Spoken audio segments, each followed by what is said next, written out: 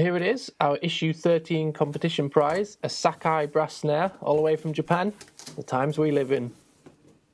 So we're going to take it out of the box, have a quick look, and then see how it sounds. It's finished with black nickel plating, so it's very shiny. I can tell already that I'm going to get fingerprints all over this.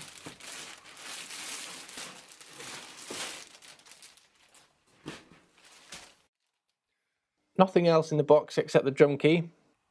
Probably the last anyone's going to see of that, as they just seem to disappear off the face of the earth. So let's start with the strainer. Nice and smooth action-wise. Bit of detailing on the lever there. A quick look at the badge. It's quite a nice touch how it surrounds the vent like that. This model measures 14 by 6.5 inches, and they offer a few shallower options too. Hoops are 2.3 millimeters. Aesthetically, it's great. I guess it's being pitched against Ludwig's Black Beauty, though this is quite a bit cheaper, I think. Snare wires, again, nice bit of detailing on there.